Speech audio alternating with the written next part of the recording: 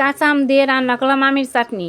এই কাঁচা আম দিয়ে আমের চাটনিটা করার জন্য আমি একটা বড় সে কাঁচা আম নিছি। ওই আমটা আমি ছুইলা নিছি, ছুইলা পাতলা করে কাইটে নিছি, কাইটা তারপর আমটা পরিষ্কার করে ধুয়ে নিছি, ধুয়ে কড়াইতে দিছি 1.5 টেবিল চামচ সয়াবিন তেল দিয়ে, তেলটা যখন আমার একটু গরম হয়ে গেছে তারপর দিয়ে দিচ্ছি আমি সরিষা দিয়ে তারপরে আমি কাঁচা আমগুলো দিয়ে দিছি, দিয়ে পরিমাণ মতো হলুদ দিছি, পরিমাণ মতো লবণ দিছি, দিয়ে আমটা কিন্তু একটু কষিয়ে নিছি, আমি কষিয়ে তারপর দিয়ে দিচ্ছি আমি পরিমাণ মতো জল দিয়ে যখন আমার আমটা সিদ্ধ হয়ে গেছে তখন আমি চামিচ দিয়ে আমটা একটু ম্যাশ করে দিছি, ম্যাশ করে দিয়ে তারপর দিয়ে দিচ্ছি আমি পরিমাণ মতো চিনি দিয়ে আমি 10-15 মিনিট আমের চাটনিটা আবার রান্না করে নিছি।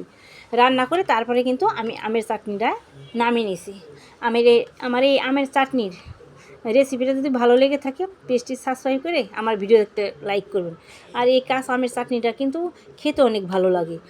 খাওয়ার হয়ে গেলে সব সবজি দিয়ে তারপরে এই চাটনিটা খেয়ে দেখবেন কত ভালো লাগবে।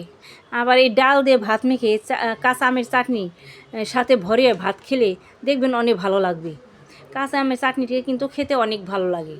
এই তো ঠিক এরকমই ঘনত্ব রাখতে হবে, এর চেয়ে কিন্তু পাতলা করলে ভালো হবে না। আমের চাটনিটা এরকম রাখলেই ভালো হবে। আর গরম তো এখন, আর ঠান্ডা হয়ে গেলে কিন্তু আরেকটু ঘন হয়ে যাবে আমের চাটনিটা।